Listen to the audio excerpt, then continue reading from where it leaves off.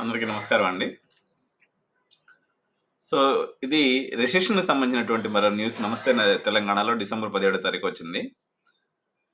కొత్త ఏడాదిలోనూ కోతలేనా?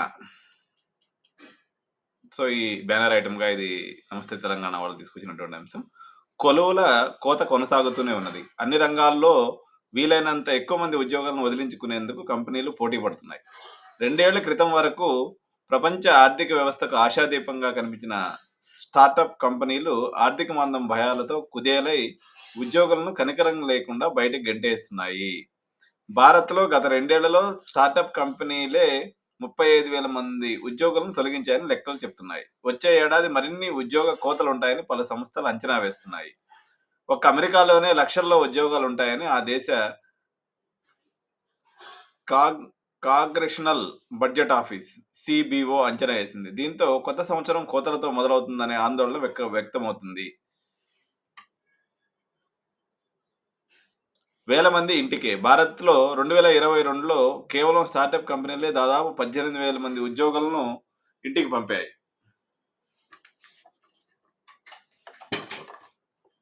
2023లోనూ ఇదే పరిస్థితి మెరుగవుతుందని భావించారు. కానీ ఈ ఏడాది ఇప్పటికే 17,000 మందిపై ఉద్యోగులను స్టార్టప్ కంపెనీలు కొలువుల నుంచి తొలగించాయి. ఉక్రెయిన్ రష్యా యుద్ధంతో మరోసారి ప్రపంచంలో ఆర్థిక మాంద్యం తప్పదన్న భయాలతో 2022లో స్టార్టప్ కంపెనీలు భారీగా ఉద్యోగాలను వదిలించుకున్నాయి. 2023లో కూడా ఆ ప్రభావం కనిపించడంతో ఉద్యోగ కోతలు ఆగలేదు. మరో 5,000 మంది వరకు అనధికారికంగా తొలగించినట్టు సమాచారం. Byju's, Ola, Unacademy, Blinkit, white hat junior సంస్థలు 14,000 మంది ఉద్యోగస్తులను తొలగించాయంటండి. ఈ బైజూస్‌లోనే 6,500 మంది ఉద్యోగాలు కోల్పోయారట. సో, ఇప్పుడే నాకొక న్యూసు జస్ట్ చూసాను నేనిప్పుడే. ఆంధ్రప్రదేశ్ ప్రభుత్వము బీటెక్ మరియు ఎంటెక్ ఫైనల్ ఇయర్ పిల్లలకి స్కూల్లోకెళ్ళి ఈ యొక్క సాఫ్ట్‌వేర్ యొక్క ఇంట్రడక్షను, దాని తర్వాత ఈ బైజూస్ ఈ ట్యాబ్స్ అవి ఇచ్చిన్నారు కదా! ఎట్లా వాడాలి? సో, డిజిటల్ లిటరసీని నేర్పించడం కోసము ఆంధ్రప్రదేశ్ గవర్నమెంటు జనవరి 6 తారీఖు నుంచి అప్లికేషన్‌లు స్వీకరిస్తుంది. So, they can go on internship. ఒక్కొక్కరికి 3 స్కూల్స్ అప్పచెప్తారట. ఆ 3 స్కూల్స్‌లో పోయి వీళ్ళు ఆ రూ. 12,000 తీసుకొని పని చేయాలి. ఫైనల్ సెమిస్టర్‌లో.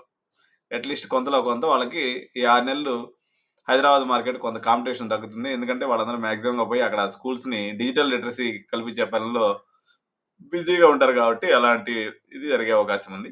కొత్త ఏడాదిలోనైనా ఉద్యోగాల కోతలు ఆగుతాయా? కొత్త ఉద్యోగాల సృష్టి ఏమైనా జరుగుతుందా? అని నిరుద్యోగులు వేయి కళ్ళతో ఎదురు చూస్తున్నారు. పరిస్థితి మాత్రం ఉద్యోగాల కోతలనే సూచిస్తున్నాయని పలు సంస్థలు అంటున్నాయి. 2024లో ఒక్క అమెరికాలోనే లక్షల్లో ఉద్యోగాలు ఊడిపోవచ్చని సీబీఓ అంచనా వేసింది.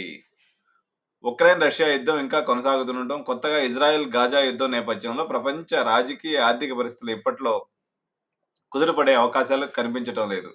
మరోవైపు అన్ని రంగాల్లోనూ కృత్రిమ మేధ సాంకేతికత దూసుకొస్తున్నది. అంటే ఆర్టిఫిషియల్ ఇంటెలిజెన్స్. ఈ నేపథ్యంలో పోయిన ఉద్యోగాలను మళ్ళీ భర్తీ చేసే అవకాశాలు తక్కువగానే ఉంటాయని పరిశ్రమ వర్గాలు అంచనా వేస్తున్నాయి. ఆర్థిక మందగమనం తొలగకపోతే 2024లోనూ ఉద్యోగాల కోతలు భారీగానే చూడాల్సి వస్తుందని నిపుణులు చెప్తున్నారు. ఉద్యోగాల కోతపై resumebuilders.com అనేటువంటి ఒక సంస్థ అధ్యయనం చేసింది. ఈ సర్వేలో 3 అంశాలు వెల్లడైనాయట. 906 కంపెనీలను ఈ సంస్థ సర్వే చేయగా 2024లో తమ కంపెనీల్లో ఉద్యోగాల తొలగింపు ఉంటుందని చెప్పేసి 65% మంది కంపెనీల యజమానులు తెలిపారు. 50% మంది కొత్త ఏడాదిలో కొత్త ఉద్యోగాలను నియమించుకోవడం లేదని తెలిపారు. 70% మంది ఏఐ టెక్నాలజీ వల్లనే ఉద్యోగాలు తొలగిస్తున్నామని చెప్పారు. మరోవైపు ఉద్యోగాలను తొలగించకుండా ఖర్చులను తగ్గించుకునేందుకు కంపెనీలు కొత్త మార్గాలు వెతుక్కున్నట్టు తేలింది. ఉద్యోగులకు అదనపు సౌకర్యాలు, బోనస్లు, బెనిఫిట్స్‌ను తీసేయటం వంటివి ఇందులో ఉన్నాయి. 2023లో 1,50,000 ఉద్యోగాల ఊస్ట్ మొత్తం కలిపి 1,50,000 ఉద్యోగాలు తొలగించినట్టుగా ప్రపంచవ్యాప్తంగా గూగుల్, ట్విట్టర్, అమెజాన్ వంటి సంస్థలు వేల మంది ఉద్యోగాలను తొలగించాయి. ట్విట్టర్‌ను మస్క్ కొన్న తర్వాత ఒక్కసారే సంస్థలోని 80% మంది ఉద్యోగాల నుంచి పీకేశారు. గూగుల్ ఒక్కసారే 15,000 మందిని తొలగించింది. ఇలా 2023లో 1,65,000 మంది ఉద్యోగాలు నిరుద్యోగులయ్యారని అంచనా. సో, ఆల్రెడీ మీ అందరికీ నేను చెప్తూ ఉన్నాను. 2023లో క్యాంపస్ ప్లేస్‌మెంట్స్ అయింది మనకు బరాబర్ 1,65,000 మంది. సో, ఇది విషయం. హలో.